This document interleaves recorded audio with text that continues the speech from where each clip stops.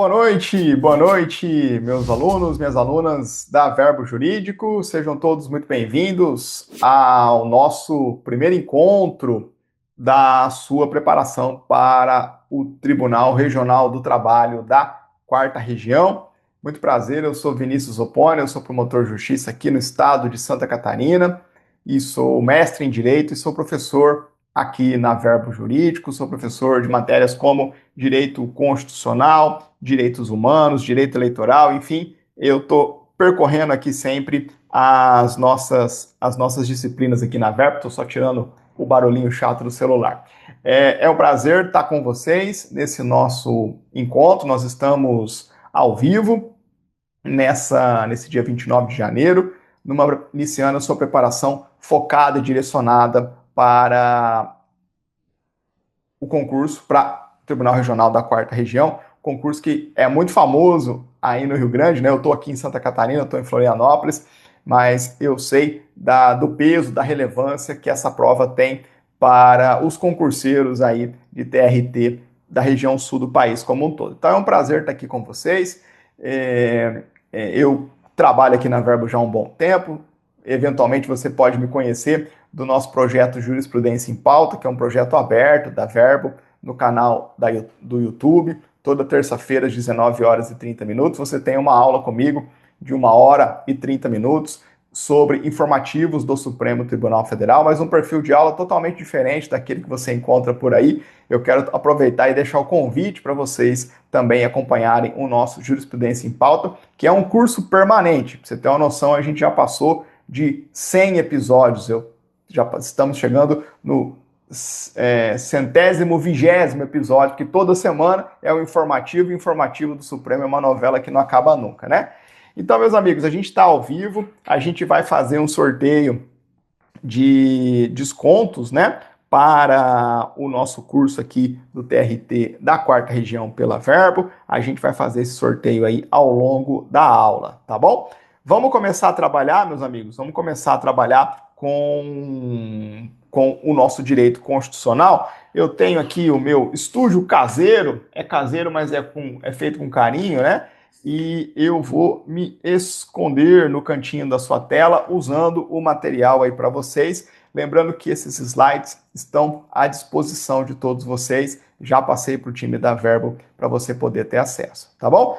Então, eu vou deixar a minha rede social aqui para vocês, o @vszopponi. Fiquem à vontade, me sigam por lá. Eu estou à disposição de todos vocês. Qualquer dúvida, reclamação, indignação com as nossas aulas aqui, qualquer problema que surgir, você pode me chamar no direct do Instagram, que eu estou à disposição de todos vocês. Não é da boca para fora, tá bom? Eu atendo todo mundo, pode bater um papo comigo lá, tirar suas dúvidas do nosso direito constitucional.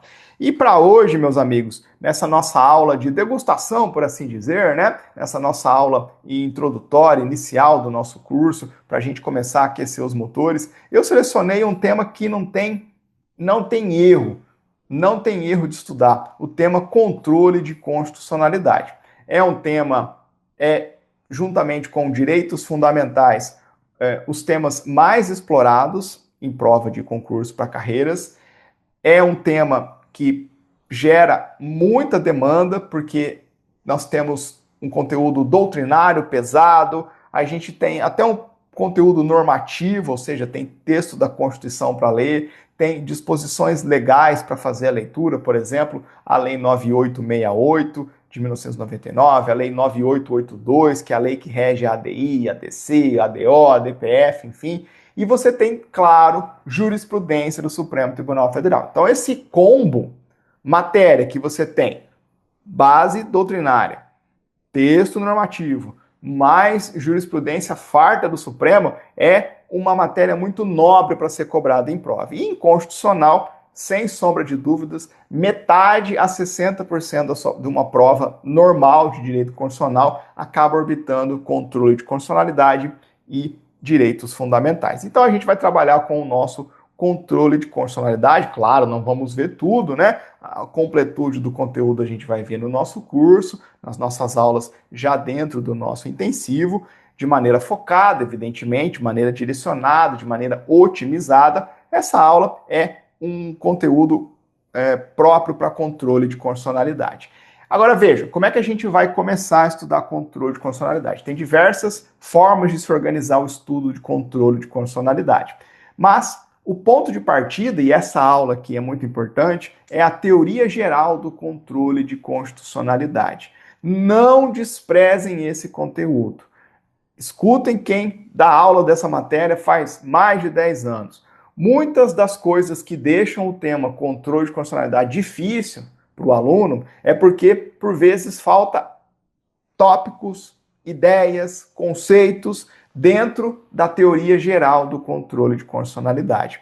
Então, focalizem, absorvam isso. Não saiam querendo correr antes de aprender a caminhar, engatinhar. Então, a base do controle de constitucionalidade você vai ter aqui comigo dentro da teoria geral. A gente vai ver muita coisa importante, muita coisa vertical. A gente vai fazer os nossos aprofundamentos com inteligência aqui, né? Sempre dosando, porque o objetivo é você passar na prova sempre.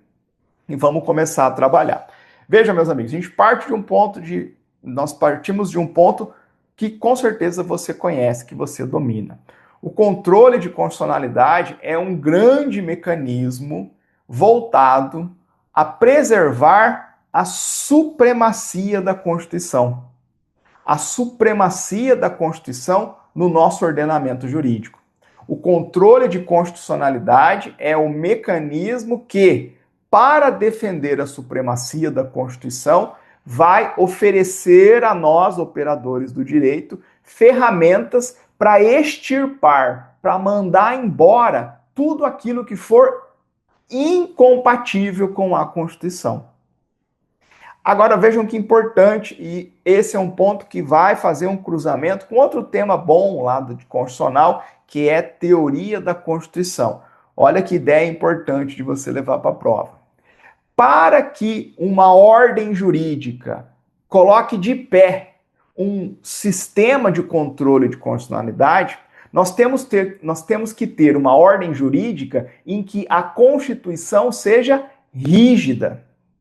Lembra lá da classificação das espécies de Constituição? Constituição flexível, Constituição rígida, super rígida. Esse é um tema que a gente vai ver no momento oportuno. Mas o que é a Constituição rígida? Lembra comigo? Constituição rígida é aquela que admite alterações, não é uma Constituição imutável, ela admite alterações, porém, o mecanismo, a forma, o procedimento para mudar a Constituição é mais complexo, é mais difícil, é mais penoso do que o mecanismo, o procedimento para fazer leis em geral. E a gente sabe que a Constituição Federal de 88 é uma Constituição rígida, porque ela admite alterações por meio de emendas constitucionais, porém o procedimento de emendas constitucionais, que estão lá no artigo 60 da Constituição, exige lá do Legislativo, do Congresso Nacional, um procedimento mais complexo, mais solene, mais qualificado do que o procedimento basicão para se fazer leis de um modo geral. E por que que nós temos essa ligação? Por que que controle de constitucionalidade pressupõe Constituição rígida? Porque, veja, pensa ao contrário. Se nós tivéssemos uma Constituição flexível, uma Constituição que admitisse alteração pelo procedimento comum de produção de leis, se nós víssemos surgir no ordenamento jurídico uma lei contrária à Constituição, essa lei contrária à Constituição não teria que ser extirpada, retirada da ordem jurídica, porque ela foi produzida por um procedimento idêntico àquele que permite alterações na Constituição. Então, essa lei, se nós tivéssemos uma Constituição flexível, levaria a uma alteração da própria Constituição. Então, eu preciso ter uma Constituição rígida para que tudo aquilo que o Estado produzir a título de leis vai ser por meio de um procedimento mais simples, e se essas leis nascerem e contrariarem a Constituição, essas leis não vão ter força para alterar a Constituição. Essas leis vão ter que ser extirpadas, retiradas do ordenamento jurídico. E por isso que a doutrina faz um casamento entre controle de constitucionalidade e Constituição rígida. Além disso, para a gente colocar de pé um sistema de controle de constitucionalidade, eu preciso ter também a identificação de quem dentro do Estado, ou seja, quais os órgãos vão ter competência para fazer controle de constitucionalidade. Eu preciso saber quem é o pai da criança, quem vai fazer controle de constitucionalidade. Eu preciso ter isso especificado dentro do ordenamento jurídico. E, além disso, a gente precisa, então, fechando, a gente tem a combinação desses dois elementos, constituição rígida, mais fixação de órgão com competência para fazer controle, como as premissas, o ponto básico necessário para a gente colocar de pé um sistema que permita o controle de constitucionalidade. Agora vejam, um tema muito importante, que às vezes a gente despreza, mas olha só que sacada legal. Meus caros, controle de constitucionalidade é um tema difícil, politicamente barulhento, porque dentro dele a gente tem o ápice do potencial conflito entre dois poderes. Porque, veja, a gente vai ter o poder legislativo produzindo leis e a gente vai ter alguém dentro do Estado, em geral o judiciário, olhando para a produção as leis produzidas pelo legislativo e dizendo leis ruins, leis que violam a Constituição, leis que precisam ser retiradas do ordenamento jurídico. E isso é colocar em xeque o trabalho do legislativo. Então vejam vocês que o controle de constitucionalidade é um momento que deixa muito destacado um potencial conflito entre os poderes. Para que as coisas funcionem um pouquinho melhor, a gente vai trabalhar dentro de um sistema de controle de constitucionalidade partindo do princípio da presunção de constitucionalidade das leis. Isso já caiu várias vezes em prova, tá? O que é o princípio da presunção de constitucionalidade das leis? A gente tem que pensar o nosso sistema de controle de constitucionalidade com a perspectiva de que o legislador não quer deliberadamente produzir leis inconstitucionais. O legislador não quer fazer caca e produzir leis ruins, violadoras da Constituição. A presunção tem que ser de constitucionalidade das leis. Vamos presumir que o legislativo sabe o que está fazendo. Porque isso é o que vai manter o sistema um pouco mais azeitado, menos conflituoso entre os poderes. Agora, claro, nós estamos diante de uma presunção. Como é que chama a presunção que pode ser derrubada? A presunção relativa, a presunção iuris tantum. Porque essa presunção de constitucionalidade vai poder ser atacada fundamentadamente, de modo a se declarar, a se reconhecer que, olha, muito embora a presunção seja de constitucionalidade, nesse caso concreto, por esse motivo, essa lei aqui é ruim, viola a Constituição, é inconstitucional. Mas o ponto de partida, a presunção, ainda que relativa, é de constitucionalidade. Tranquilo? Beleza? Avançando com vocês. Uma ideia simples, mas que ajusta várias coisas que a gente vai estudar na cabeça de vocês. A ideia de inconstitucionalidade como relação. Uma ideia de um cara, um português, um velhinho já, Jorge Miranda. Salvo engano, já falecido. Falei de velhinho, mas salvo engano, já falecido. Olha que ideia legal que ele nos dá, o Supremo já usou isso em alguns julgamentos. Ideia básica, didática. Ele fala o seguinte: nós precisamos pensar a inconstitucionalidade, esse problema que a gente está desenhando um sistema para resolver. A gente precisa pensar a inconstitucionalidade como uma relação que envolve necessariamente três elementos. E esses elementos você precisa dominar, é uma terminologia básica, é a alfabetização mesmo. O primeiro elemento é o objeto. O que é o objeto? O objeto é o comportamento praticado pelo poder público que a gente vai colocar no microscópio, colocar na lente constitucional e ver se ele tem ou não um problema constitucional. A gente fala comportamento, a gente não, Jorge Miranda, né? Porque a gente está muito acostumado a reconhecer inconstitucionalidade em lei ou ato normativo. Mas por que eu estou generalizando e falando comportamento do poder público? Porque no nosso sistema de controle de constitucionalidade, a gente não vai atacar apenas e tão somente leis e atos normativos. Leis e atos normativos são uma espécie de comportamento do poder público que podem ser inconstitucionais. Mas você lembra da DPF? Quando a gente estiver estudando a DPF, eu vou falar para vocês qual é o objeto da DPF. Eu vou falar agora. O objeto da DPF é ato do poder público. E aí você vai ter uma porrada de julgamentos do Supremo reconhecendo que dentro da DPF é possível discutir-se a constitucionalidade ou a inconstitucionalidade de objetos que não são leis ou atos normativos.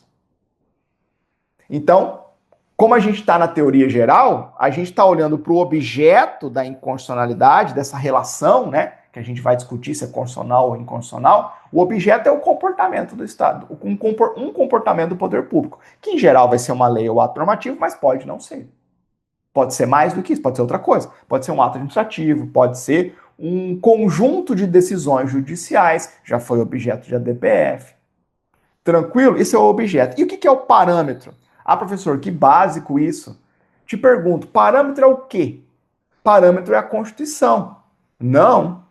O parâmetro é a norma da Constituição. O parâmetro pressupõe uma mínima especificação. Se você bater na porta do Supremo e falar, Supremo, estou aqui com a lei X, e essa lei viola a Constituição, e colocar isso lá numa ADI, o Supremo sabe o que vai fazer? Ele não vai conhecer da sua ADI.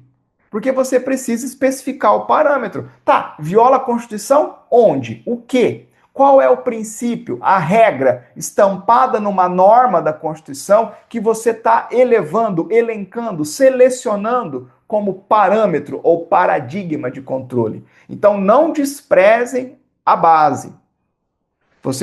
Se a base nasce torta ou fraca, lá na frente você se perde numa alternativa porque não domina a terminologia. Às vezes a gente erra a questão e fala, meu Deus, onde está o erro desse negócio? Às vezes está na precisão terminológica. Sua prova é para profissional. Então, parâmetro é a norma extraída da Constituição que a gente toma como referência para fazer a análise de um objeto. E tudo isso, como é que o objeto e o parâmetro se casam? Se casam numa análise de conformidade. O que é conformidade? É ver se está conforme. Toda discussão de inconstitucionalidade é uma discussão de conformidade. Será que o objeto está conforme, de acordo, respeita a Constituição? Por isso que o Jorge Miranda traça a inconstitucionalidade como uma relação, e esse conceito é didático porque ele permite aclarar o que a gente faz num juízo de constitucionalidade ou inconstitucionalidade. Tranquilo? Ótimo. Ponto que despenca na sua prova. Natureza do ato inconstitucional. Então, nós vimos que precisamos colocar de pé um sistema de controle de constitucionalidade, nós vimos as premissas para colocar de pé esse controle, rigidez constitucional e competência de um órgão, nós vimos o que é trabalhar com inconstitucionalidade, é uma relação entre um objeto e um parâmetro na busca de verificar a conformidade ou a desconformidade. Agora a gente tem um problemaço teórico, que é o seguinte: tô lá com um ato, um comportamento, um objeto, tô com ele em cima da mesa, tô com a minha lente constitucional, que são os meus parâmetros, olhando para esse cara. Eu vou fazer o meu juízo de conformidade, eu vou decidir essa encrenca. Meus caros, há uma dicotomia aqui, né? Ou eu tô olhando para um treco que é constitucional, ou eu tô olhando para um treco que é inconstitucional.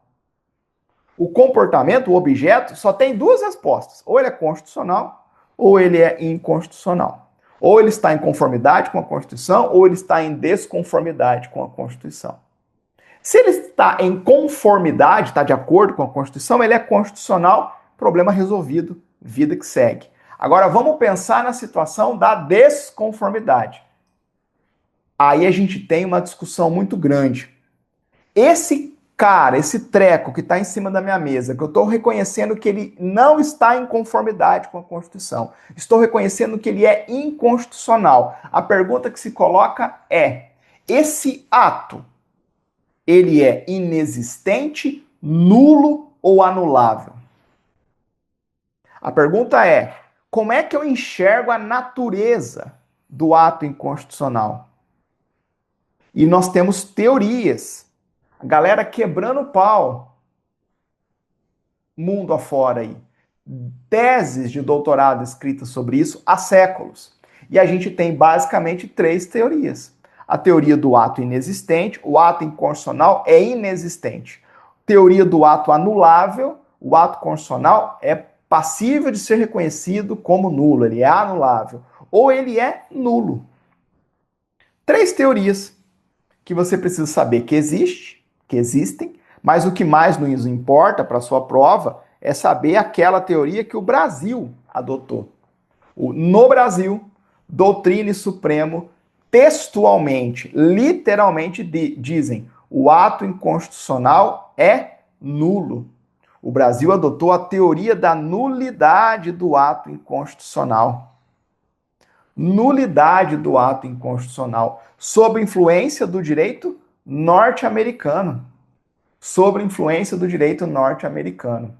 Então, o ato inconstitucional é nulo, é absolutamente nulo. Ok, professor, já ouvi falar sobre isso. Agora, pega as consequências dessa construção, que vai ajudar você a entender um monte de coisa que o Supremo faz toda semana. Vou fazer um ponto que não é para os fracos.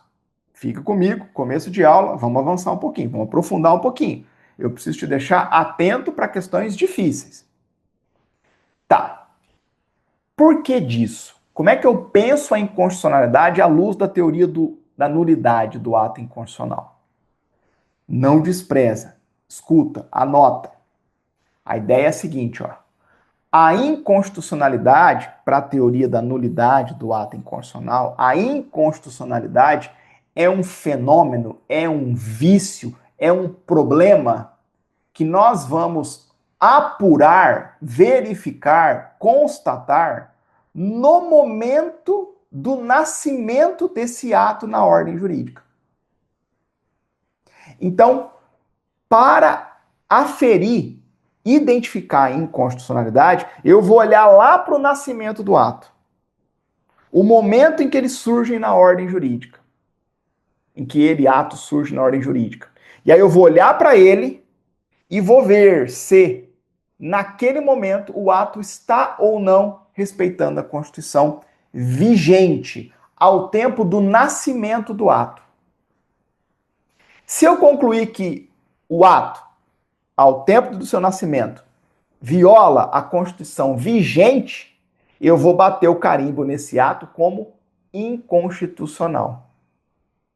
E aí a inconstitucionalidade é um vício que contamina a validade desse ato desde a sua origem.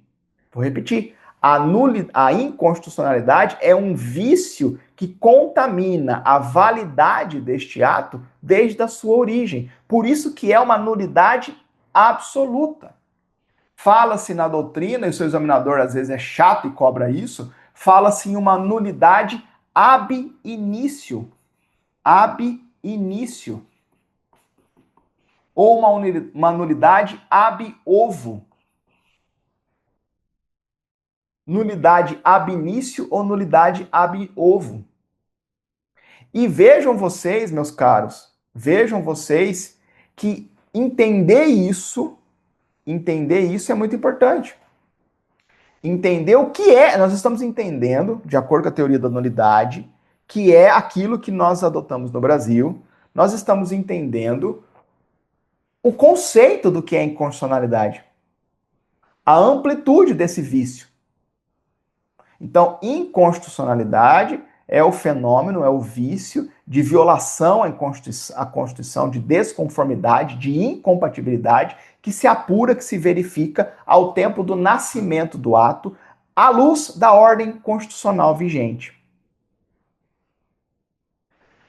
Vou fazer um recorte rapidíssimo, só para te deixar convicto de como esse ponto é importante. Já ouviu falar aquela história de que atos anteriores à Constituição, que são contrários à Constituição, não vão ser declarados inconstitucionais pelo Supremo? Estou lá com uma disposição da parte geral do Código Penal, que é de 84. Ou redação originária lá da CLT, que é, sabe Deus de quando? Década de 40, né? Se não me falha a memória. Eu, como bom promotor de justiça, sou ignorante de direito do trabalho, tá? E processo do trabalho. O que eu sei de trabalho é o que está na Constituição. Eu não sei achar o vademécum não sei achar a CLT, nem no vademécum. Então, todos vocês aqui sabem muito mais de direito de trabalho e processo de trabalho do que eu. Não me façam perguntas sobre essa matéria. Me garanto em constitucional, em humanos, em eleitoral, em administrativo, em trabalho, processo de trabalho, Deus me livre. Acho bonito? De longe. De longe. Promotor de justiça, né? Ignorante, 100% ignorante de processo de trabalho. Agora veja lá, vamos pegar um dispositivo, voltando para o exemplo. Um dispositivo lá da parte geral do Código Penal, da CLT, anterior à Constituição de 88. Aí eu olho para ele hoje e falo, pô, esse cara aqui viola a Constituição de 88. Ah, ele é inconstitucional, vou pedir a declaração de inconstitucionalidade no Supremo. O Supremo vai falar para você, vai olhar para você e falar, tá louco? Isso aqui não é inconstitucionalidade. Ah, mas tem uma violação à Constituição. O Supremo vai responder, nem toda violação à Constituição eu vou chamar como inconstitucionalidade. Eu chamo de inconstitucionalidade a violação à Constituição que eu detecto ao tempo do nascimento do ato e considerando a Constituição vigente ao tempo do nascimento do ato. Esse cara aqui não nasceu com a Constituição de 88 vigente, em 84 era outra coisa, lá na década de 40 era outra Constituição. Ah, tá, então eu vou ter que cruzar os braços e conviver com esse cara anterior da Constituição dentro da ordem jurídica? Não, nós vamos conseguir mandar ele embora, mas não pela inconstitucionalidade. Nós vamos fazer um juízo de recepção ou não recepção. Por que tiveram que conceber a história de recepção e não recepção? Para resolver essas encrencas anteriores à Constituição de 88. Porque a gente consagrou a teoria da nulidade do ato inconstitucional, que permite a gente afirmar que a inconstitucionalidade é somente isso, o vício de violação à Constituição ao tempo do nascimento do ato, considerando a Constituição vigente ao tempo dele.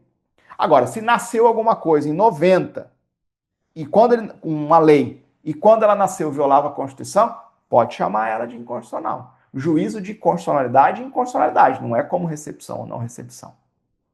Tranquilo? Então não desprezem. Depois lá você vai falar, pô, não cabe ADI para controle de normas pré-constitucionais. Oh, que legal. Mas aí você entende isso aí como um dogma, escrito em pedra. Não precisa decorar, é só você raciocinar. Ou você agora consegue entender isso, né? Normas pré-constitucionais não são objeto de ADI. Claro, ADI só serve para fazer controle de constitucionalidade.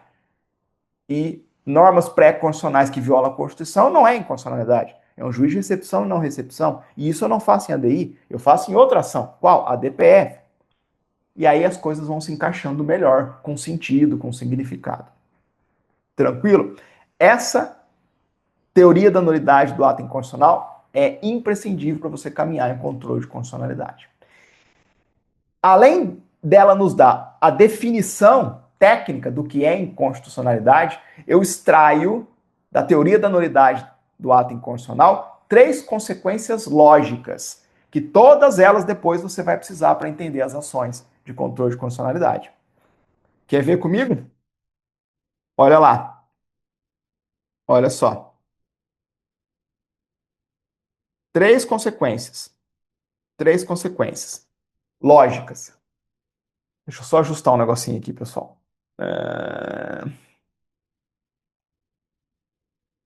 Deixa eu dar uma olhada aqui. Tudo ok. Eu desembesto a falar, né? Só confirmar aqui os participantes, tranquilo. Vamos lá.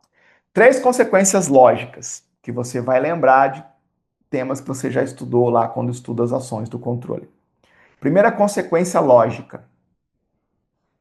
A decisão, por exemplo, do Supremo, que reconhece a inconstitucionalidade, É uma decisão de natureza declaratória. Natureza declaratória da decisão de inconstitucionalidade. Claro que ela é declaratória, porque o Supremo, quando reconhece a inconstitucionalidade, o Supremo não está constituindo a inconstitucionalidade. Não é a palavra do Supremo ou a decisão do Supremo em si que faz nascer a inconstitucionalidade. Não. A inconstitucionalidade já foi detectada. A constitucionalidade já existe desde o nascimento do ato. É nulidade absoluta, ab início, ab ovo. Portanto, a decisão é declaratória. Quando você pega os julgados do Supremo, o Supremo declara a inconstitucionalidade. Porque ele está voltando no tempo, olhando para o momento do nascimento do ato, da lei, dizendo, nasceu inconstitucional, nasceu em violação à Constituição. Declaram a inconstitucionalidade. Tranquilo? A inconstitucionalidade é uma decorrência do vício em si e não da decisão do Supremo. Por isso que, às vezes, ministros mais técnicos falam lá uma decisão declaratória de inconstitucionalidade com pronúncia de nulidade. Já devem ter ouvido falar. Pronúncia de nulidade. É isso, está apenas aplicando a teoria que a gente está estudando. Segunda consequência importantíssima, que já ajuda você a entender várias coisas das ações do controle concentrado, ADI, ADC, ADPF. Segunda consequência lógica. Essa decisão que declara a inconstitucionalidade, como regra, tem que ter efeitos ex tunc, efeitos retroativos. Claro, né? A inconstitucionalidade não é um problema que existe desde o momento em que a lei nasceu? Então, e a decisão que reconhece a inconstitucionalidade não é meramente declaratória, ela está simplesmente olhando para trás e falando, quando esse ato normativo nasceu, essa lei nasceu, ele violava a Constituição, estou hoje aqui no futuro declarando aquela inconstitucionalidade desde então, e essa minha decisão declaratória tem efeitos ex tunc, retroativos. Eu estou dizendo que esse ato é nulo, ab início, ab ovo, absoluto, desde o momento que ele nasceu para frente. É da natureza da coisa, para o sistema funcionar. Efeitos ex tunc ou retroativos da decisão declaratória de inconstitucionalidade. Porém, contudo, entretanto, todavia, nós sabemos, e vamos estudar isso no momento oportuno, que essa consequência natural, lógica, do efeitos ex tunc, da declaração de inconstitucionalidade, pode ser objeto de modulação. Modulação dos efeitos temporais, porque o efeito temporal, regra, é ex tunc, retroativo. Previsão lá do artigo 27 da Lei 9868, a lei da ADI, da DC, da ADO. Artigo 11 da Lei 9882 de 1999, a lei da DPF. Em alguns casos excepcionais, por voto de 8 ministros do Supremo, esse efeito ex tunc retroativo, que é a regra, pode ser excepcionado. Quando houver um relevante, por causa de segurança jurídica, um relevante interesse social, o Supremo pode falar, tudo bem, como regra, deveria matar essa lei, reconhecer que ela nasceu morta desde a origem. Só que eu vou ter que... Isso seria muito ruim para o sistema jurídico, ia causar insegurança. Eu vou fazer a minha declaração de inconstitucionalidade, produzir seus efeitos de um ponto diferente. Então, a lei nasceu aqui, eu vou falar que a decisão produz efeitos de hoje em diante, ou no futuro, daqui a um ano, eu vou considerar a lei nula. Modulação. Isso tudo a gente vai ver no momento oportuno. Tranquilo? Modulação dos efeitos temporais de uma decisão, com base para preservar a segurança jurídica ou um excepcional interesse social. Tranquilo? Terceira e última consequência. Essa aqui não é para os fracos, tá? Terceira e última consequência de nós termos adotado a teoria da nulidade do ato inconstitucional. Terceira e última consequência. Se segurem na cadeira. A decisão que declara a inconstitucionalidade tem um efeito repristinatório. Não vai embora. É assim que você vai passar na sua prova. É para não ficar pedra sobre pedra mesmo. É só assim que a gente passa em concurso desse nível. Repristinatório. Anota e entende. Entendeu uma vez, acabou. Vai levar isso para todo sempre. Outra coisa que depois te jogam uma bomba lá dentro do estudo da ADI. E você fala, meu Deus, de onde vem isso? Vem da base, da teoria geral. A decisão que declara a inconstitucionalidade pode dar ensejo a um efeito repristinatório. Para a gente entender efeito repristinatório, a gente tem que entender, revisar a tal repristinação. Lembra da repristinação? Repristinação está prevista lá na Lei de Introdução às Normas do Direito Brasileiro. O que é a repristinação? A repristinação é um fenômeno, uma situação em que três leis se sucedem no tempo. A gente tem a Lei A, aí a gente tem a Lei B, que revoga a Lei A. Aí a gente tem a Lei C, que revoga a Lei B. Pergunta: o fato de a lei revogadora ter sido revogada faz ressurgir, repristina a Lei A, inicialmente revogada? Lei A, tem Lei A, depois vem a Lei B, revoga a Lei A. Aí tem a Lei C, revoga a Lei B. Será que a revogação da lei revogadora repristina, faz nascer de novo a lei, renasce a lei revogada inicialmente? Resposta da Lindbe: como regra, não, salvo disposição em sentido contrário da Lei C. A Lei C vai e revoga a Lei B e tá tudo para trás, continua revogado. Salvo se a Lei C falar, olha, eu estou revogando a Lei B e estou repristinando a Lei A. Então não há repristinação no direito brasileiro, salvo expressa disposição legal em sentido contrário. Isso se chama repristinação. Eu estou falando aqui de outra coisa, semelhante, mas é outra coisa. Estou falando de efeito repristinatório. Aqui, a ideia é a seguinte: no efeito repristinatório, a gente tem o seguinte. Banca adora isso, pessoal. A gente tem a Lei A. Aí a gente tem a Lei B, que revoga a Lei A. Aí, na nossa linha do tempo, vem o Supremo e fala: querida Lei B, você é inconstitucional. Bom, se a Lei B é inconstitucional, olha a teoria da nulidade divina tona. Se a Lei B é inconstitucional, ela padece de uma nulidade absoluta, ab início, ab ovo. A Lei B não produziu nenhum efeito. Ela é morta desde o dia em que surgiu na ordem jurídica. Ela não produziu nenhum efeito. Nem mesmo o efeito de revogar a Lei A. Ela é nula, absolutamente nula. E por esse motivo, a decisão do Supremo, que declara a lei revogadora inconstitucional, pode produzir o efeito repristinatório.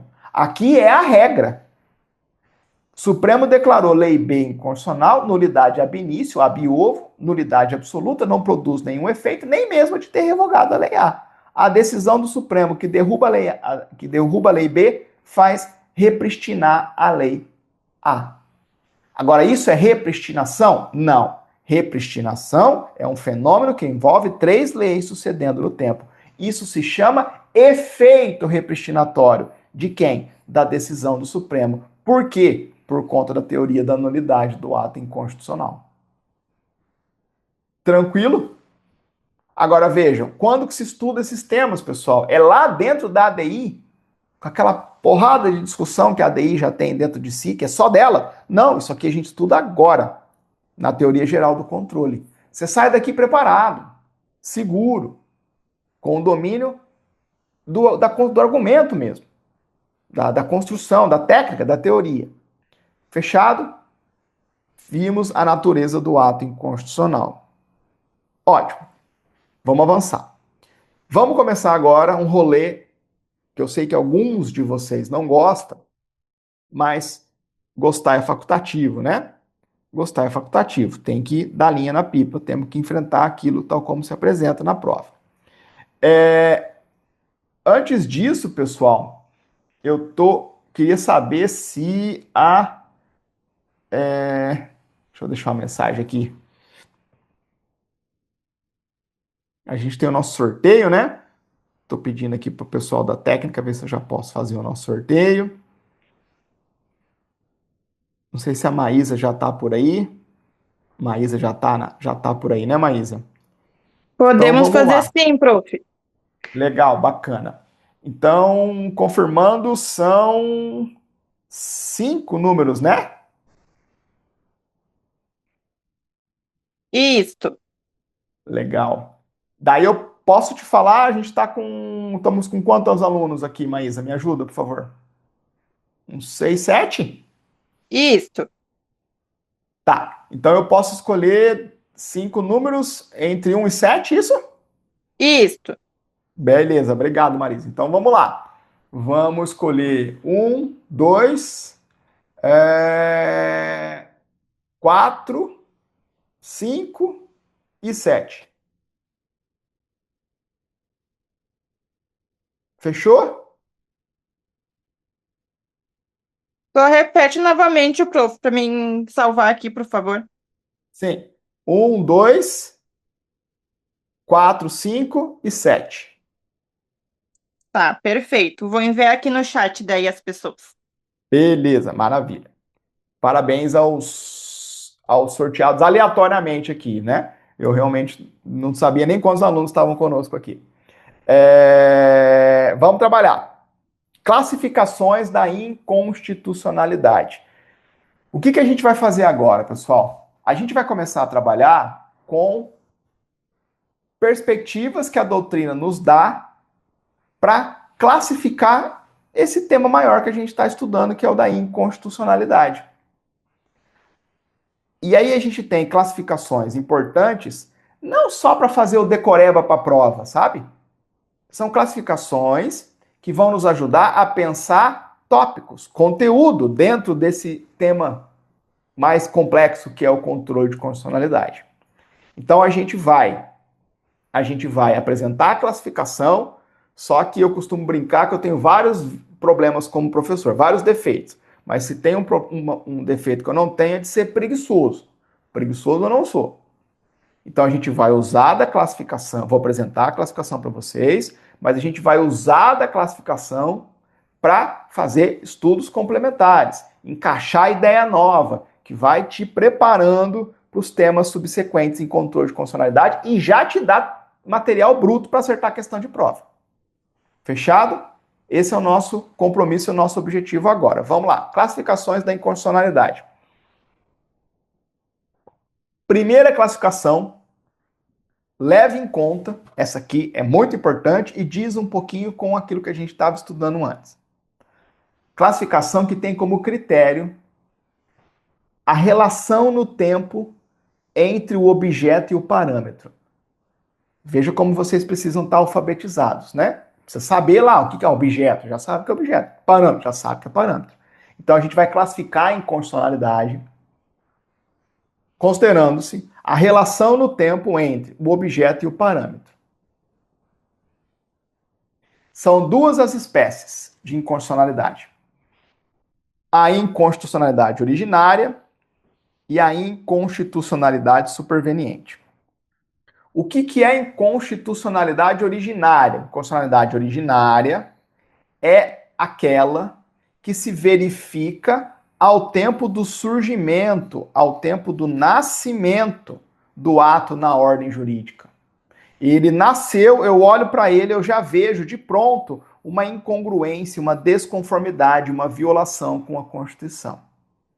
Agora olha para esse cara aqui, olha para essa classificação que a doutrina nos dá.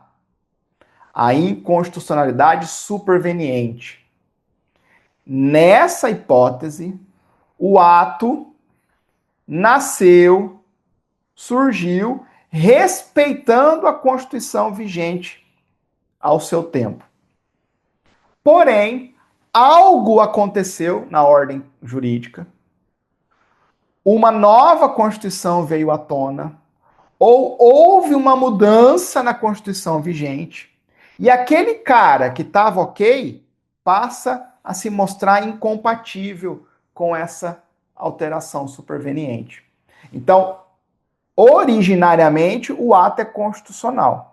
Algo acontece que torna esse cara inconstitucional. É uma inconstitucionalidade superveniente. Agora, o que aconteceu no meio do caminho que migrou o ato da situação de constitucional para inconstitucional? Duas coisas podem ter acontecido. Duas coisas podem ter acontecido. Talvez você chegou até aqui e só te explicaram uma, mas duas coisas podem ter acontecido. Primeira coisa, uma nova Constituição surgiu e aquele cara que era constitucional ao tempo do seu nascimento, estava de acordo com a Constituição de então, passa a se mostrar incompatível com ela, ou a Constituição não mudou, é a mesma, só que teve uma emenda constitucional que mudou o cenário e fez aquele negócio que era constitucional se tornar inconstitucional. Meus caros, se você está coçando a cabeça aí, franzindo a testa, você está com razão. Você entendeu o que a gente conversou até agora. Nós estamos falando de uma classificação doutrinária, teórica. Agora, para a gente saber se esses dois monstrinhos existem na nossa ordem jurídica, a gente precisa lembrar da teoria que nós consagramos aqui. No Brasil, nós adotamos a teoria da inconstitucionalidade, a teoria da nulidade do ato inconstitucional. E de acordo com essa teoria,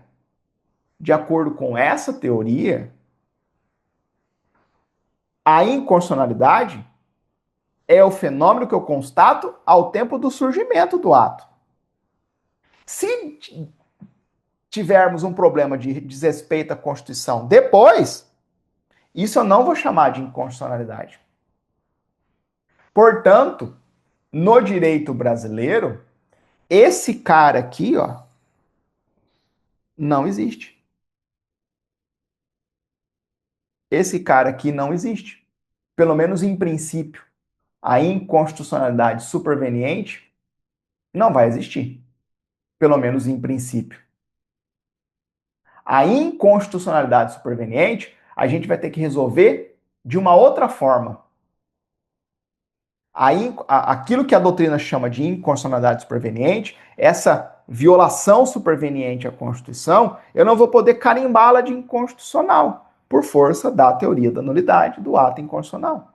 Porque a teoria da nulidade do ato inconstitucional é que nos deu o sentido de inconstitucionalidade. E a inconstitucionalidade, tal como a gente adota no direito brasileiro, é apenas a originária. Tá, e o que eu vou fazer com esse cara aqui? Com esse vício de inconstitucionalidade superveniente? Para ele, eu vou adotar a teoria da recepção. A teoria da recepção.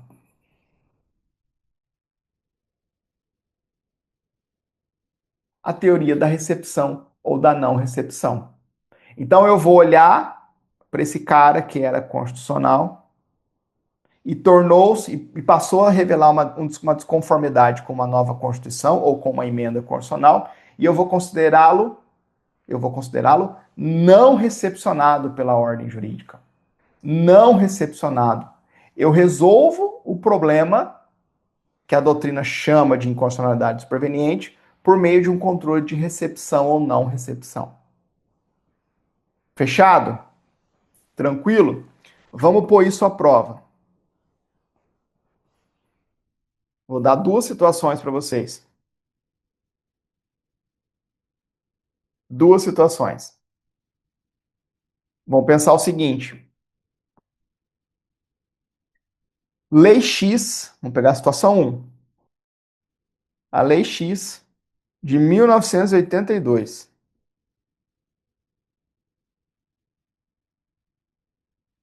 Ela era uma lei que respeitava a Constituição à época. A Constituição à época era a Constituição de 67, com a redação da emenda constitucional número 1 de 69. Essa lei aqui era constitucional. Porém, surge na linha do tempo a Constituição de 88 e o conteúdo dessa lei viola a Constituição de 88. Ah, inconstitucionalidade superveniente. Para o direito brasileiro, não. Eu não posso chamar esse problema de inconstitucionalidade. É uma desconformidade superveniente com a Constituição. Ok, é um vício de violação à Constituição. Mas como é que eu vou resolver isso daqui? Eu vou fazer um controle de recepção ou não recepção. A Constituição de 88 puxa para a ordem jurídica que ela está inaugurando apenas as leis e atos normativos que sejam com ela materialmente compatíveis, que sejam recepcionadas. Aquilo que tiver, ao passar no filtro da Constituição, se mostrar contrário, vai ser não recepcionado ou vai ser tido como revogado. Você vai encontrar essas duas expressões no Supremo, não recepcionado ou revogado.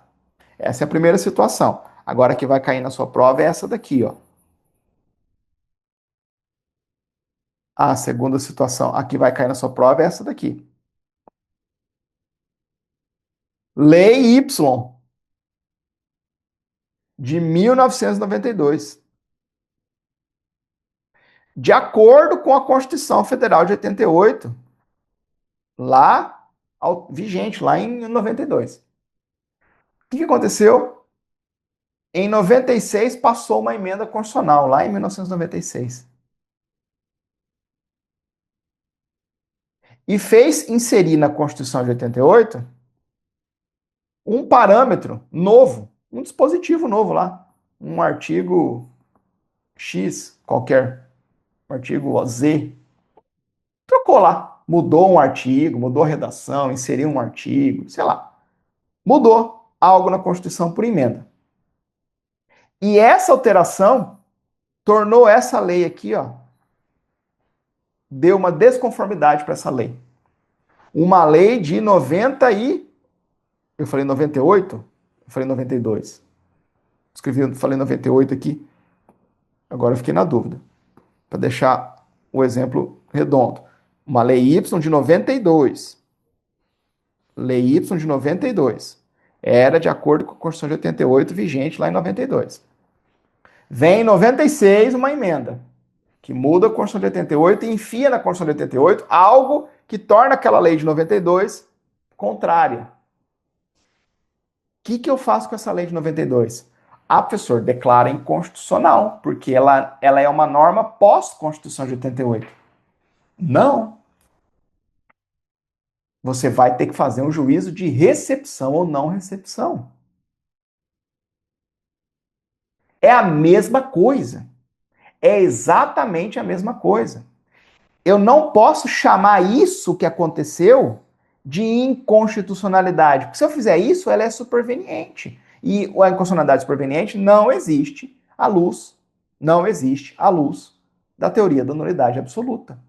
Professor, isso já aconteceu? Já. No Supremo? Sim. Várias vezes? Várias vezes. Vou dar um exemplo concreto. Lembra lá, numa época em que pega lá o Poder Legislativo, o recesso parlamentar do meio de ano ou do final de ano. Lembra de umas notícias que saíam na TV? Parlamentares no recesso são convocados para uma sessão extraordinária, trabalham 2 horas em uma sessão e ganham um subsídio extra para remunerar o trabalho extraordinário. Lembra disso? Não tinha nenhuma vedação na Constituição. Tinha um recesso parlamentar, podia haver convocação extraordinária, e se houvesse convocação extraordinária, podia pagar extra para os parlamentares. De tanto apanhar na mídia, decidiram, e aí o que aconteceu? Vários regimentos internos de assembleias legislativas Brasil afora, câmaras municipais Brasil afora, todas elaboradas pós-1988, todas nascendo depois da Constituição de 88, admitiam, olha, pode ter convocação extraordinária, se tiver, vão pagar um extra ali parlamentar. Beleza. Tudo de acordo com a Constituição. Depois de muito apanhar na mídia, o Congresso Nacional vai lá e passa uma emenda à Constituição de 88, dizendo, vai ter recesso, pode ter convocação extraordinária, Mas se isso acontecer, sem extra. O que aconteceu? O que aconteceu com aqueles regimentos internos de assembleias legislativas e câmaras municipais que permitiam o pagamento desse extra? Todos eles, do dia para a noite, tornaram-se ou mostraram-se em violação à Constituição. Bateram na porta do Supremo e falaram: Supremo, a Assembleia Legislativa lá do Estado Alfa tem um dispositivo que autoriza pagamento de verba extra para convocação extraordinária do recesso. O Supremo olhou para o regimento interno da Assembleia, que era posterior à Constituição de 88, e disse: esse dispositivo do regimento interno da Assembleia, que permite isso, é objeto de não recepção. Ele não foi recepcionado pela emenda constitucional número X, que alterou a Constituição de 88 e proibiu esse tipo de pagamento. Então, cuidado com generalizações baratas, que facilita a vida do prof e o resuminho fica mais tranquilo, só que te deixa capenga para a prova. Cuidado com isso. Tranquilo? Essa é a discussão sobre constitucionalidade em constitucionalidade originária e inconstitucionalidade superveniente. No nosso curso, a gente vai estudar um outro fenômeno chamado constitucionalidade superveniente, que é uma outra construção, tá bom? Uma outra construção aqui importante da gente fazer. Fechado? Tranquilo? Vamos lá. Vamos lá.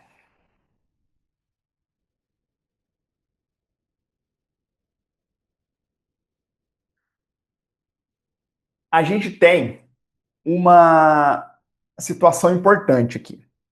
Uma situação importante. Ainda sobre a inconstitucionalidade superveniente. Que é a seguinte. Eu disse para vocês que a inconstitucionalidade superveniente, esse fenômeno que não existe no direito brasileiro, que a gente vai tratar como não recepção, vai se configurar quando tiver uma nova Constituição ou uma mudança na Constituição vigente. Se o problema de violação à Constituição se der por essas duas hipóteses, eu vou tratar como não recepção. Agora, se o seu examinador tiver muito atentado, muito cavou atrás do toco, como diz lá no interior de São Paulo, de onde eu nasci, o que ele vai te perguntar? Ele vai te perguntar o seguinte: tá, não mudou a Constituição, não mudou, não teve emenda, mas mudou a interpretação. O Supremo olha para a mesma Constituição, para o mesmo dispositivo, e antes ele olhava para esse dispositivo e falava que, olha, fazer assim é constitucional. Aí hoje ele olha para esse mesmo dispositivo e diz: fazer assim viola a Constituição. Como é que eu trato a situação? Como é que eu trato a situação de desconformidade com a Constituição quando o que muda é a interpretação do Supremo? Veja que é uma bola dividida, né? Será que nesse caso eu vou tratar isso por inconstitucionalidade ou vou tratar isso por não recepção? O Supremo entende que nesses casos, a gente vai ter uma inconstitucionalidade. Vai ter uma inconstitucionalidade. Quando o que muda, o que faz o status sair de constitucional para inconstitucional, o que acontece no meio do caminho é uma mudança da interpretação, e não do texto, é da interpretação, essa situação nos leva para uma inconstitucionalidade. Para uma inconstitucionalidade. Tranquilo? Isso é um aprofundamento, tá? Isso é um aprofundamento interessante. Quer ver um exemplo em que isso aconteceu? Aquela famosa história do uso do amianto no território brasileiro. Julgado importante toda a vida por diversos fundamentos, tá? ADI 6512. O Supremo, por muito tempo, olhava para as leis que autorizavam o uso de amianto controlado no território brasileiro e diziam: leis constitucionais. olhava lá para a dignidade da pessoa humana, para proteção ao meio ambiente, para, enfim, para direito à saúde, olhava para aqueles dispositivos da Constituição e dizia: leis que autorizam o amianto são constitucionais. Passados 20 anos, o Supremo foi lá olhar para o mesmo dispositivo, dignidade da pessoa humana, proteção ao meio ambiente, proteção à saúde, e foi olhar para aquelas mesmas leis que autorizavam o uso controlado do amianto. Olhou para elas 20 anos depois e disse: são inconstitucionais. Mudei minha interpretação. O que muda? O que tem no meio do caminho? Teve nova Constituição? Não. Teve emenda? Não. Teve mudança de interpretação, que tirou uma lei de um estágio de constitucionalidade e levou para um estágio de inconstitucionalidade. Mudança de interpretação, o Supremo trata como inconstitucionalidade. Por isso que você vai encontrar alguns poucos autores que dizem: olha, não existe inconstitucionalidade superveniente no direito brasileiro. Salva essa jossa aqui, né? Salva essa hipótese aqui, esse caso aqui, em que a inconstitucionalidade se configura depois, e portanto ela é superveniente, em razão de uma mudança na interpretação do mesmo texto constitucional. Quando você viu esse slide, você imaginava que a gente ia chegar tão longe, pessoal? Tranquilo? E eu nem estou falando aqui da constitucionalidade superveniente, que é um outro caminho, tá bom? Uma outra discussão, isso depois a gente vai ver nas nossas aulas regulares. Próxima classificação. Classificação da inconstitucionalidade em material e formal. Essa aqui é bem interessante. Essa é uma classificação que leva em consideração, leva em conta, tem como critério o tipo da norma violada. O tipo da norma violada. O parâmetro. O perfil do parâmetro. Qual é o tipo de norma da Constituição que eu estou tendo por violada no caso concreto? E aí a gente vai ter duas espécies, a inconstitucionalidade formal e a material. Vamos começar pela formal. A inconstitucionalidade formal, também chamada de nomodinâmica, é a inconstitucionalidade decorrente de uma violação a uma norma de cunho procedimental, norma de devido processo constitucional. É uma norma que fala sobre rito, que fala sobre competência, que fala sobre iniciativa. É uma norma de receita de bolo, de procedimento, é uma norma de processo legislativo mesmo. Se o que for violado for uma norma de processo legislativo, nós estamos diante de uma inconstitucionalidade formal. E processo legislativo traz consigo rito, iniciativa e competência. A gente vai melhorar isso aqui daqui a um pouco. Agora, se a lei está violando um dispositivo, um parâmetro da Constituição com um conteúdo material, a gente vai ter uma inconstitucionalidade material. Vamos imaginar uma lei que viola um direito fundamental, um princípio da Constituição. É uma inconstitucionalidade material ou uma inconstitucionalidade nomoestática. Bem bobinha a classificação, né? Vamos piorar ela? Vamos lá. A inconstitucionalidade formal se subdivide em 3 espécies: subjetiva, objetiva e orgânica. Subjetiva, objetiva e orgânica. Porque aí vai depender do tipo de regrinha que está sendo descumprida. A inconstitucionalidade formal subjetiva, viola-se uma regra de iniciativa privativa. Lembra lá, algumas matérias somente podem ter o processo legislativo iniciado se uma autoridade específica determinar, começar, provocar. Melhor exemplo, o rol lá do artigo 61, parágrafo 1º da Constituição Federal. Matérias de iniciativa legislativa privativa do presidente da República. Se um parlamentar apresentar um projeto de lei sobre uma daquelas matérias, ele está violando a regra do artigo 61, parágrafo 1º da Constituição Federal. Ele está dando ensejo a uma lei que, se for aprovada, vai padecer de uma inconstitucionalidade formal subjetiva, porque está violando uma regra constitucional de iniciativa privativa. Inconstitucionalidade formal objetiva. A gente tem uma violação na regra de procedimento mesmo.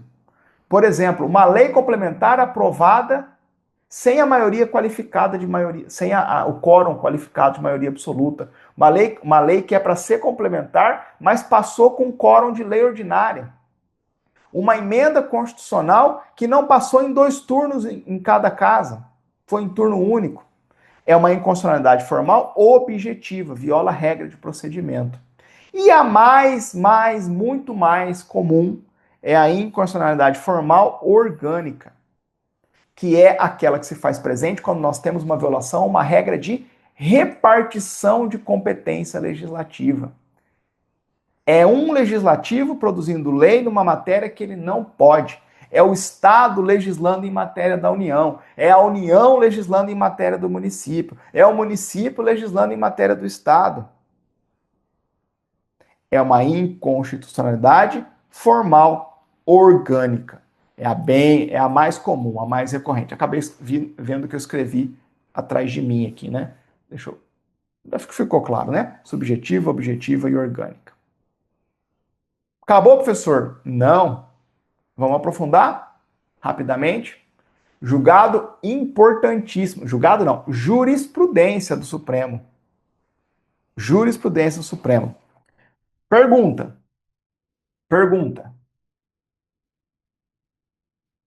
Alguém bate na porta do Supremo e diz o seguinte: Supremo, estou aqui com a lei Z do Estado X e eu fui ver o processo legislativo dessa lei Z e eu descobri que os caras lá na Assembleia Legislativa descumpriram o artigo do regimento interno que prevê que o parecer da Comissão de Constituição e Justiça tem que ser apresentado 15 dias antes da sessão coletiva, regra de regimento. Alguém querendo que o Supremo reconheça a inconstitucionalidade formal, objetiva, por problemas procedimentais de regras que estão lá no regimento interno da Assembleia. Não é regra de procedimento que está na Constituição. É regra de procedimento que está em regimento interno. Norma, regras interna corporis, de dentro do legislativo.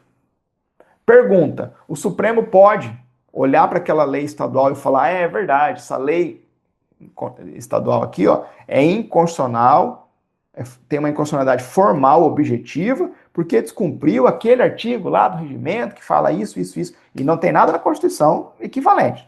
Regra que só existe lá no regimento interno. O Supremo pode fazer isso?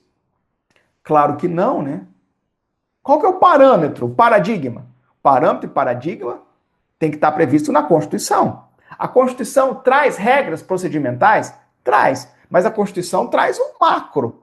Olha, lei ordinária se produz com esse quórum, lei complementar se produz com esse quórum, emenda se aprova sim. Essas matérias são de lei complementar, essas matérias são de leis ordinárias. São as feições maiores do processo legislativo. Os grandes marcos. A miudeza do processo legislativo está no regimento interno.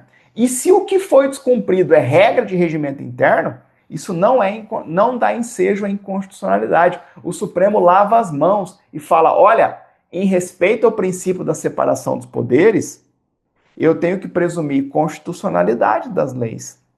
E se o legislativo, dentro de casa, não quis cumprir seu regimento e mesmo assim aprovou a lei, eu vou olhar para o procedimento legislativo dessa lei, claro, e vou ver se as regras maiores de processo legislativo que a Constituição previu foram respeitadas. Quórum, turno, aquilo que está na Constituição. Agora, se descumprir o órgão do regimento interno e o legislativo passou por cima, separação dos poderes. Não vou declarar inconstitucionalidade formal objetiva.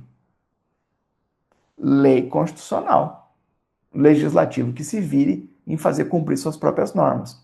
Em outras palavras, o Supremo está dizendo o seguinte: pelo princípio da separação dos poderes, somente regras de processo legislativo previstas na Constituição é que vão poder embasar, fundamentar uma declaração de inconstitucionalidade formal objetiva.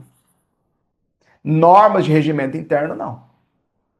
Ah, professor, mas tem uma norma de regimento interno que copia a Constituição. Aí, claro que sim, né? Mas não é porque está no regimento, é porque está na Constituição.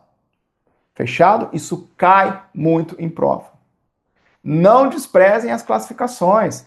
Para cada uma delas, a gente tira boas encrencas para a sua prova. Próxima classificação, nosso tempo infelizmente está acabando, eu sempre produzo muito mais material que o tempo nos permite. Nas nossas aulas regulares a gente vai ter tempo de trabalhar isso com isso de maneira mais encorpada. Inconstitucionalidade total e inconstitucionalidade parcial. Aqui, meus caros, a gente está examinando qual critério? O alcance da inconstitucionalidade. Total, pega o objeto como um todo, parcial, pega apenas uma parte. Exemplo de total, a lei X é declarada inconstitucional integralmente. É uma lei que versa sobre uma matéria de competência da União que foi produzida pelo Estado. Tem como salvar? Não, não tem como salvar a lei do Estado que versa sobre matéria de competência privativa da União. Uma lei sobre direito penal do Estado. Não dá. Inconstitucionalidade total. Agora, a inconstitucionalidade parcial atinge apenas um pedaço do objeto. É uma inconstitucionalidade que está lá em um artigo, em um parágrafo, em uma linha, em um inciso. Vai lá, decota, declara a inconstitucionalidade parcial daquele ponto que tem a mácula inconstitucional e preserva o resto. Então, leva isso para a prova. A inconstitucionalidade parcial pode atingir apenas artigos de uma lei, apenas incisos de um artigo, apenas alíneas de um inciso, apenas parágrafos e até mesmo apenas trechos ou palavras de um único dispositivo. Professor, você está me dizendo que o Supremo pode pegar o texto de um parágrafo que está lá, blá, blá, blá, blá, blá, blá, blá, blá, e falar essa expressão é inconstitucional? Pode. Isso é possível. Inconstitucionalidade parcial. Professor, mas parece que eu ouvi falar em algum lugar que isso não podia. Aí é onde entra a maldade do seu examinador, que vai fazer conta com essa sua lembrança. O que você está lembrando aí, provavelmente, é a disposição do artigo 66, parágrafo 2º da Constituição Federal, que é a história do veto. O veto parcial. Veto, que é aquela decisão do chefe do executivo, depois que o legislativo aprova, né? Se vai sancionar ou vai vetar, o veto pode ser total, derruba a lei como um todo, ou pode ser parcial, derruba só parte da lei. E aí o parágrafo 2º diz o seguinte, ó, o veto, quando for ser parcial, pode abranger o texto integral de artigo, de parágrafo, de inciso ou de alínea. O veto parcial não pode ser apenas de uma palavra ou de expressão.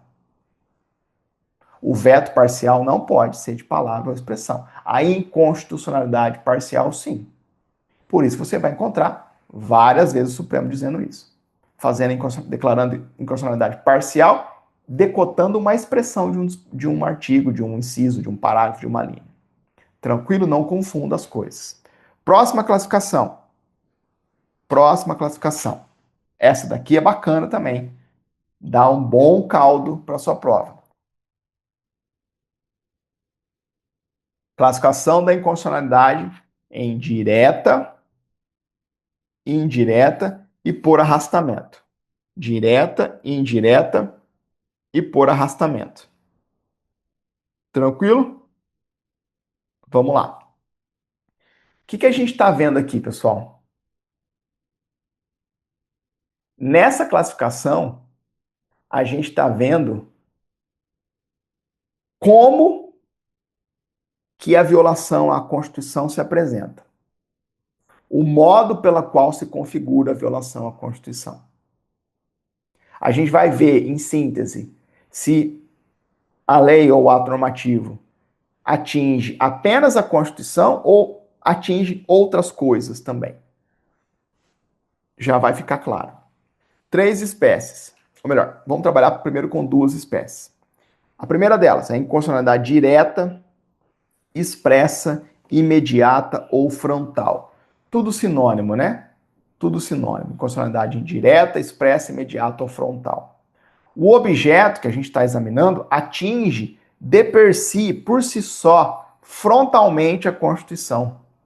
É uma lei ordinária que viola um direito fundamental, restringe liberdade de profissão indevidamente, restringe direito de reunião. É uma lei estadual que versa sobre matéria de competência da União. Há uma violação direta, expressa, imediata. Eu consigo sacar, enxergar a inconstitucionalidade somente olhando para a Constituição e para a lei. Tá. E a inconstitucionalidade indireta, reflexa, mediata ou oblíqua. Nesse caso, o objeto que a gente está examinando atinge, primeiro, uma outra espécie normativa primária. E, por conta disso, mostra-se contrária à Constituição. A inconstitucionalidade é indireta, reflexa, mediata, oblíqua. Ela se escora primeiro num outro problema, para depois eu concluir pela inconstitucionalidade. Em abstrato eu sei que fica difícil. Vamos ver pelo exemplo. Vamos imaginar a figura de uma lei com o seu respectivo decreto regulamentar. Lei produzida pelo Legislativo, decreto regulamentar produzido pelo chefe do Executivo. Decreto regulamentar existe por expressa previsão constitucional para garantir a fiel execução de uma lei. Portanto, o decreto regulamentar não pode inovar na ordem jurídica. Quem inova é esta querida aqui, é a lei. A lei inova. E naquilo que houve a inovação pela lei, o decreto regulamentar, o decreto vem e regulamenta. Garante a fiel execução da lei. Tá. Aí eu abro o decreto regulamentar e falo, opa, chefe do executivo errou a mão aqui. Ele está, por meio do decreto regulamentar, inovando na ordem jurídica, indo para além do conteúdo da lei, extrapolando o teor da lei regulamentada. O decreto regulamentar, esse decreto do nosso exemplo, não está cumprindo a função constitucional de um decreto regulamentar. Esse decreto regulamentar é inconstitucional.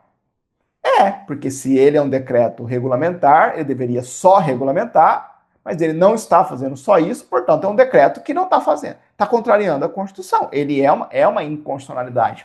Só que eu consigo olhar para esse decreto sozinho e reconhecer, eu consigo olhar para ele de per si, isoladamente, e falar, decreto regulamentar inconstitucional. Claro que não. Eu só vou conseguir entender que esse cara aqui está violando a Constituição quando eu ponho a lei na mesa. Eu vou olhar para o decreto e falar, olha, esse decreto aqui regulamentar está extrapolando a lei, porque a lei no artigo X tal, vai até aqui, o decreto foi até lá. Então, veja, o decreto é uma desconformidade? É uma inconstitucionalidade? É, só que ela é indireta. Eu primeiro tenho um problema do decreto de legalidade. Ele está violando primeiro uma outra espécie normativa primária, no nosso caso aqui a lei. Eu só consigo concluir que esse decreto é inconstitucional com a lei em cima da mesa. É uma inconstitucionalidade indireta, mediata, reflexa, oblíqua. Tranquilo? Fechado? Então a grande sacada dessa classificação é saber, a grande sacada é ver se eu preciso ou não de um outro ato para concluir o meu raciocínio. Se eu não precisar, se eu puder olhar só para o objeto e para a Constituição e concluir pela inconstitucionalidade, pronto, inconstitucionalidade direta. Agora, se para eu poder fazer o meu juízo de inconstitucionalidade eu precisar trazer um terceiro para a história, aí eu tenho esse trio é o que dá a inconstitucionalidade, né? Ó, Constituição, E o decreto, eu consigo dizer da inconstitucionalidade do decreto? Não, eu preciso trazer a lei. Bom, se eu preciso trazer a lei, já é uma inconstitucionalidade indireta. O decreto viola a lei e depois viola a Constituição. Ela é oblíqua, ela é reflexa. Tranquilo? Fechado? Olha só que interessante. Como é que o sistema constitucional brasileiro resolve o problema da inconstitucionalidade indireta? No Supremo Tribunal Federal, a ideia é a seguinte: a inconstitucionalidade direta ou reflexa não é um fenômeno que a gente vai trabalhar a título de controle de constitucionalidade. A inconstitucionalidade direta, reflexa, imediata ou oblíqua, eu vou tratar no plano da legalidade. No plano da legalidade. Então eu não vou poder acionar o Supremo para ele controlar um decreto regulamentar, porque o decreto regulamentar está extrapolando o conteúdo da lei. Não vou poder fazer isso. Não vou poder fazer isso. Tranquilo? Agora, cuidado. Isso não significa dizer que decretos não podem ser objeto de controle de constitucionalidade no Supremo. São coisas distintas. O decreto é o veículo que pode levar dentro de si muita coisa. Quando o decreto leva dentro de si o regulamento, esse cara não vai poder ser objeto de ADI. Porque eu não vou resolver esse problema desse decreto extrapolador como controle de constitucionalidade, vou resolver como controle de legalidade. Agora, o decreto pode levar dentro de si outros conteúdos. Por exemplo, um decreto autônomo, que para existir não precisa de lei, se o decreto autônomo se mostrar contrário à Constituição, pode levar ele no Supremo e pedir a inconstitucionalidade. É um problema que a gente vai resolver como inconstitucionalidade. Agora, o decreto regulamentar, não. A gente vai resolver ele sob o ponto de vista do controle de legalidade. Beleza? Avançando para a terceira hipótese da nossa classificação, terceira espécie. A inconstitucionalidade por arrastamento, por atração ou por reverberação. Arrastamento, atração ou reverberação. Esse é uma relação, é um caso, é uma hipótese interessante que cai em prova também. Nesses casos, a gente vai ter a declaração de inconstitucionalidade de uma lei ou um ato normativo, ou de um artigo de uma lei ou ato normativo, e por conta disso, como consequência, a gente vai ter que declarar também a inconstitucionalidade de uma outra lei ou de um outro ato normativo, em razão da dependência normativa ou jurídica existente entre eles. Vamos entender o seguinte. Vamos de novo por meio do exemplo mais simples, depois a gente piora um pouquinho. Pega lá o seguinte caso. Vamos imaginar que a gente tem uma lei, a Lei 100, que tem no seu artigo 2º a previsão de um determinado benefício lá para servidores públicos. Beleza. Alguém achou uma inconstitucionalidade no artigo 2º dessa Lei 100 que prevê esse benefício. Vai lá, ajuiza a DI no Supremo. Porém, quando você vai aplicar o artigo 2º, que prevê o benefício, você vê que os requisitos desse benefício, que estão só previstos no artigo 2º, os requisitos mesmo, as hipóteses de cabimento e o procedimento, está lá no artigo 75 dessa Lei 100. Nesse caso, se o Supremo olhar para o benefício, para a previsão do benefício lá do servidor público, do artigo 2º, e reconhecer que ele é inconstitucional, que o artigo 2º da Lei 100 é inconstitucional, aquele artigo 75, que dispõe sobre os requisitos, o procedimento, que detalha esse negócio, ele vai ter que morrer também. Porque o artigo 75 tem uma dependência normativa ou uma dependência jurídica com o artigo 2º. Não faz sentido, não há sobrevida para o artigo 75 se cair o artigo 2º. Portanto, o Supremo declara a inconstitucionalidade do artigo 2º e, por arrastamento, por atração, por reverberação, derruba também o artigo 75. Por quê? Por conta da dependência normativa, da dependência jurídica existente entre eles. Esse fenômeno também acontece no caso da lei e do seu decreto regulamentar. Eu não gosto de dar esse exemplo como primeiro, porque não parece que só tem um exemplo, né? Para resolver todas as coisas. Não, tem vários exemplos. Mas volta lá. Pega a situação da lei e do decreto regulamentar. Agora na perspectiva da inconstitucionalidade por arrastamento. Decreto regulamentar, ato do Poder Executivo, que traz consigo o conteúdo normativo secundário para garantir a fiel execução da lei. Alguém vai no Supremo e fala, Supremo, a lei é inconstitucional. O Supremo fala, é verdade, a lei é inconstitucional. O que eu faço com o decreto? Eu declaro ele inconstitucional para o arrastamento. Ah, mas o decreto é top, bem feito, não tem nenhum vício nele. Ok, parabéns para o chefe do executivo, que fez um bom decreto. Só que a lei é inconstitucional. O decreto tem uma dependência normativa ou jurídica com a lei. Não faz sentido eu manter na ordem jurídica o decreto com um regulamento para garantir a fiel execução de uma lei que não existe mais, que é inconstitucional. Tranquilo? Então, outro exemplo tradicional de inconstitucionalidade por arrastamento, por atração ou por reverberação. Beleza? Classificações da inconstitucionalidade. Agora a gente tem, meus amigos, mais duas aqui para a gente avançar. Vou terminar esse tópico e daqui para frente a gente não vai conseguir, vai encerrar o nosso tempo. Duas últimas classificações. Uma última classificação e mais duas e mais um slide com 3 expressões às vezes que saem em prova. Essa aqui é a mais simplesinha de todas, né? Inconstitucionalidade por ação ou positiva ou inconstitucionalidade por omissão ou negativa. Aqui a gente vai olhar para o comportamento, né? Para o objeto. Se for uma inconstitucionalidade que decorre de um ato comissivo, de um agir do Estado, por exemplo, a promulgação de uma lei, a gente vai ter uma inconstitucionalidade por ação. Agora, às vezes, nós vamos ter uma inconstitucionalidade por omissão ou negativa. A gente vai concluir que o Estado está violando a Constituição ao deixar de fazer algo que a Constituição exige. Por exemplo, a falta de uma regulamentação infraconstitucional de um dispositivo da Constituição. É aí que vai entrar instrumentos como a ação direta de inconstitucionalidade por omissão ou até mesmo o mandado de injunção.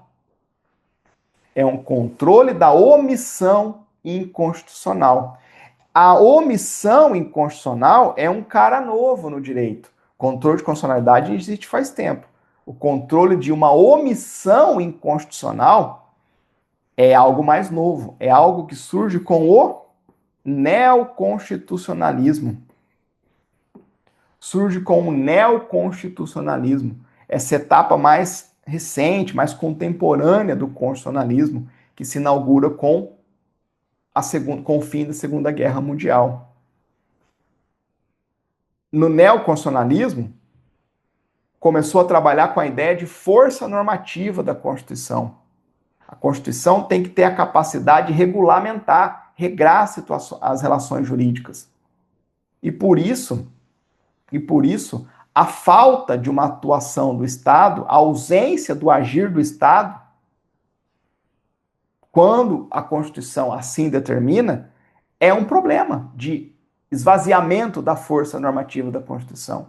E essa omissão, essa postura negativa precisa ser controlada para a Constituição produzir os efeitos por ela almejados. Então tiveram que conceber, e foi um parto, isso aqui foi difícil, uma categoria nova, que é o da inconstitucionalidade por omissão. Tranquilo? Fechado? Aí depois, no nosso curso regular, a gente vai estudar a ADO, vai estudar o mandado de junção, em que a gente vai ver como resolver essa encrenca, né? Tá, inconstitucionalidade por omissão. E eu faço o que agora?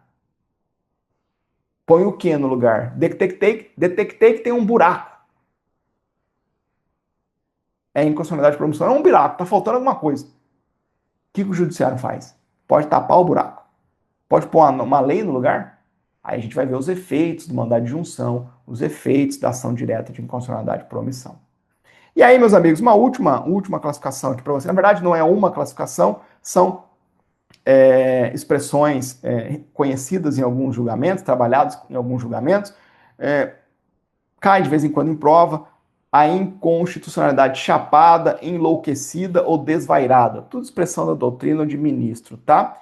Aqui é uma hipótese de inconstitucionalidade manifesta, flagrante, algo indiscutível, evidente, muito clara, algo gritante. É uma inconstitucionalidade chapada, enlouquecida ou desvairada. Inconstitucionalidade circunstancial. Cuidado aqui, né? A inconstitucionalidade circunstancial é uma ideia de que seria possível reconhecer que uma norma, uma lei, um comportamento é inconstitucional apenas em determinadas circunstâncias. Enquanto nós estivermos diante dessas circunstâncias fáticas, excepcionais, essa lei vai ser tida como circunstancialmente inconstitucional. O Supremo, quando foi chamado a examinar esse tipo de questão, disse: não cabe isso no direito brasileiro. Inconstitucionalidade circunstancial, momentânea, não vai dar. Não vai dar. Tranquilo? Inconstitucionalidade circunstancial não vai dar. E aí a gente tem o último fenômeno, né? Que é a inconstitucionalidade progressiva, também chamada de norma ainda constitucional. Esse é o fenômeno contrário, e eu já antecipo para vocês que existe no direito brasileiro. O Supremo olha para a norma e fala: ainda não é inconstitucional. Essa norma ainda é constitucional, mas ela está caminhando para um cenário de inconstitucionalidade. Essa norma ainda é constitucional, mas eu vejo uma progressão, as coisas vão caminhar e essa inconstitucionalidade vai se fazer presente. É um processo de inconstitucionalidade em curso. O Supremo está dizendo que essa lei vai ser inconstitucional no futuro. Professor, que idiotice, que maluquice, para que um troço desse? Por uma razão muito simples. Isso aqui surgiu, como em geral surge, na Alemanha. Isso aqui, na verdade, é uma técnica para o judiciário cutucar o legislativo e falar: ô legislativo, tô tentando salvar essa tua lei aqui, tá? Ela é ainda constitucional, mas por essa e essa razão, ela caminha para a inconstitucionalidade.